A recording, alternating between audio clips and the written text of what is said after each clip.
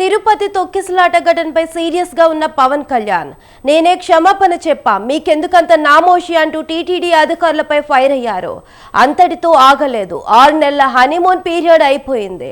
Law and order విషయంలో ఇష్టానుసారంగా వ్యవహరిస్తే తొక్కి నార తీస్తా అంటూ ఆఫీసర్లందరికీ స్ట్రాంగ్ వార్నింగ్ ఇచ్చారు. పిఠాపురం టూర్లో ఏపీ డిప్యూటీ సీఎం చేసిన ఈ ఘాటు వ్యాఖ్యలు పొలిటికల్ వర్గాల్లో హాట్ టాపిక్ గా మారాయి.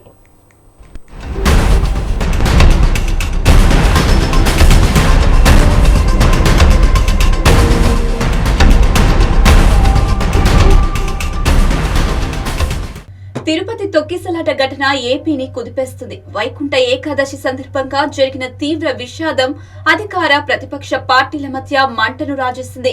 దీంతో కూటమి వైసీపీ లీడర్ల విమర్శలు ప్రతి విమర్శలతో రెచ్చిపోతున్నారు.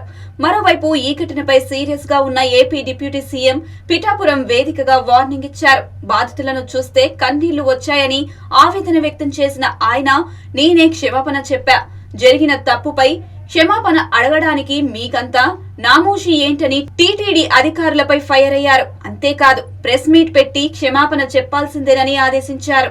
నా తప్పు కాదంటే రాజు 7 చేపలు కదలా, మరి ఎవరు చేస్తారు? ఇది నాకేం సరదా నాకు క్షమాపణ చెప్పడం? నేను దోషిగా నిలబడాలా?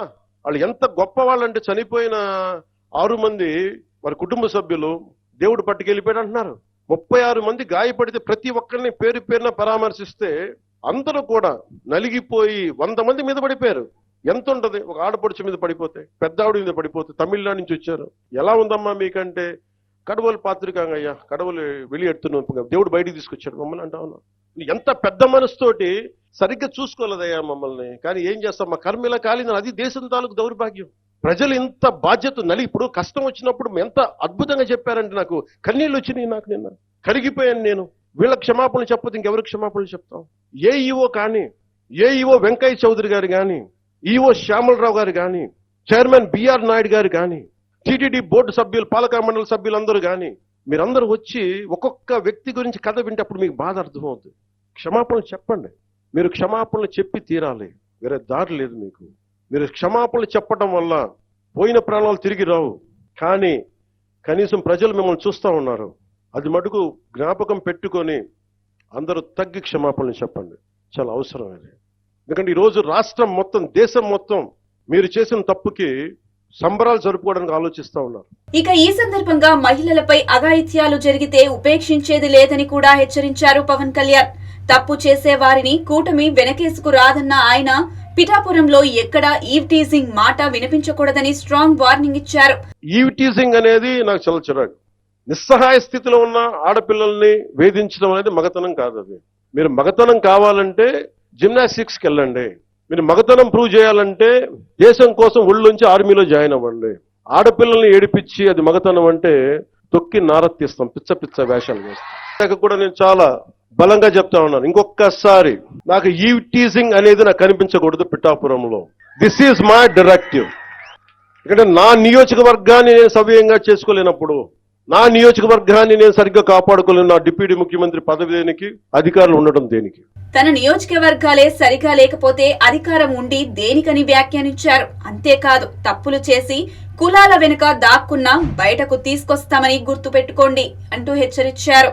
అలాగే అధికారులకు హనీమూన్ పీరియడ్ అయిపోయిందన్న ఆయన లా అండ్ ఆర్డర్ విషయంలో ఇష్టం వచ్చినట్టు చేస్తే తొక్కి నార తీస్తానన్నారు పవన్ కళ్యాణ్.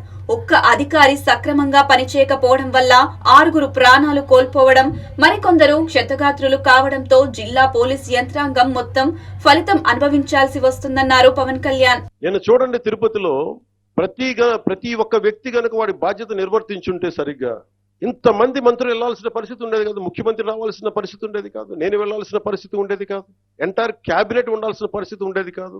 దానికి అదనంగా పోలీసులందరికీ ఒత్తిడి, డిఎస్పీలకి, ఎస్పీలకి అందరికీ ఒత్తిడి. అంటే ఒక్క చిన్నపాటి ఏరియాలో ఒకళ్ళు చేసిన తప్పుకి మొత్తం సమిష్టిగా జిల్లా పోలీస్ యంత్రాంగం, ఎస్పీ గారితో సహా దాన్ని ఫలితం అనుభవించాల్సి వచ్చింది. నాకు ప్రత్యక్షంగా దానికి సంబంధం లేకపోయినా నేను దాంట్లో ప్రభుత్వంలో బాధ్యత కాబట్టి సనాతన ధర్మాన్ని పాటించే హిందువులందరినీ నేను క్షమాపణ అడిగాను. అంటే ఇది ప్రతి ఒక్కరూ బాధ్యత నిర్వర్తించాలి. కేవలం నాయకులకి ఓట్లేస్తే సరిపోదు. ప్రతి ఒక్క ప్రజాప్రతినిధి కానీ, అధికారి కానీ, ఉద్యోగి కానీ ఎవరి బాధ్యతలు వాళ్ళు నిర్వర్తించాలి.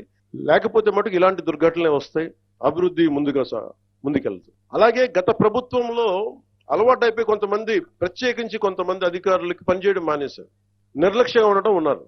అధికారికి పార్టీ పట్ల, ఏ పార్టీ అయినా సరే, జనసేన కాదు, తెలుగుదేశం కాదు, భారతీయ జనతా పార్టీ కాదు, గతంలో ఉన్న పార్టీ కూడా కాదు, your loyalty is for the people. మీరు రాజ్యాంగానికే మీరు కట్టుబడి ఉండండి. మేము ప్రత్యేకించి ఫేవర్స్ ఏమి అడగం. నేను ప్రతిసారి కలెక్టర్ గారికి కానీ, ఎస్పీ గారికి కానీ నేను ఒకటే చెప్పాను, మీరు నాకు ప్రత్యేకించి ఏం చేయకండి అన్న, కనీసం మీరు మాకు చేయాల్సిందే న్యాయం అందరికీ జరిగేలా చూడండి అని చెప్పాను. విన్నారుగా పవన్ కళ్యాణ్ చేసిన ఘాటు వ్యాఖ్యలు. తన ఇలాకాలోని పిఠాపురంలో పర్యటించిన ఆయన కుమారపురంలో గోకులం షెడ్లు ప్రారంభించారు. ఈ సందర్భంగా ఏర్పాటు చేసిన బహిరంగ సభలో పవన్ ఈ ఘాటు వ్యాఖ్యలు చేశారు. ఇప్పుడు ఈ వ్యాఖ్యలు ఏపీ రాజకీయాల్లో హాట్ టాపిక్ గా మారాయి. ఇక ఇప్పటికే పవన్ కళ్యాణ్ తిరుపతి తొక్కిసలాట ఘటన బాధితులను పరామర్శించారు. ఈ సందర్భంగా ప్రభుత్వం తరపున బాధ్యత తీసుకుంటూ తాను క్షమాపణలు చెప్పారు. అయితే ఇంతటి విషాదానికి కారణం టీటీడీ అధికారుల నిర్లక్ష్యమేనన్న టాక్ వినిపిస్తుంది. ఈ క్రమంలోనే TTD chairman BR Naidu AEO క్షమాపణ చెప్పి తీరాల్సిందేనని, వేరే దారి లేదని ఆదేశించారు. క్షమాపణ చెప్పడం వల్ల పోయిన ప్రాణాలు రావు, కానీ మీరు కోరే క్షమాపణలతో ప్రజలు గౌరవంగా ఫీల్ అవుతారని చెప్పారు పవన్ కళ్యాణ్.